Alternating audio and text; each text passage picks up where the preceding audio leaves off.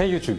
Si toi aussi tu es en train de préparer tes entretiens pour les meilleurs cabinets de conseil en stratégie, que ce soit en stage ou en CDI à McKinsey, au BCG, Bain, etc. Continue à regarder cette vidéo parce que je vais t'expliquer la méthode que tu peux utiliser pour organiser tes brouillons efficacement et pouvoir gérer n'importe quelle étude de cas hyper sereinement. Si tu te demandes pourquoi je te donne ce type de conseil, c'est parce que je suis moi-même passé par là. Je m'appelle Oussama Atlassi, je suis diplômé d'HEC, je suis un ex-BCG à Paris et je suis le fondateur de stratmakina.com qui est un site qui a permis à plus de 800 candidats coachés à date d'intégrer le top 6 des cabinets avec 85% d'entre eux qui ont intégré un MBB. Donc, on a quelques méthodes qui fonctionnent. Et donc, première chose, pourquoi organiser ces brouillons efficacement? Tout simplement parce que pendant une étude de cas, tu vas avoir une partie de ton cerveau qui va être mobilisée sur la réflexion, la résolution du cas, une autre sur la gestion de la relation avec ton intervieweur. Et donc, ça te laisse très peu de ressources mentales finalement pour pouvoir t'organiser si tu n'as pas déjà une méthode que tu as bien préparée en amont et sur laquelle tu t'es entraîné régulièrement. Et donc, première chose, avoir des feuilles blanches en format horizontal et prévoir une première page blanche pour ta structure et pour ta prise de notes pendant la clarification. Et cette feuille blanche, si tu passes tes entretiens en présentiel, tu vas la mettre entre ton intervieweur et toi et afin que tous les deux vous puissiez suivre l'avancement du cas. Tu vas aussi prévoir une feuille blanche pour chaque partie de ta structure. Donc, si tu as 3 parties, ça implique d'avoir 3 feuilles. Et tu dois enfin prévoir une feuille pour les calculs.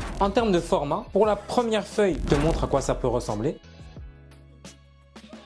Pour la deuxième feuille, la troisième et la quatrième, donc les feuilles de structure, c'est simple, ce sont des feuilles blanches dans lesquelles tu dois juste prévoir un espace par exemple en bas où tu écris ta conclusion intermédiaire de la partie avec éventuellement le chiffre ou le résultat quantifié obtenu. Et ça va être hyper utile quand tu vas vouloir préparer ta conclusion à la fin du cas. Et donc, je te montre à quoi ça peut ressembler.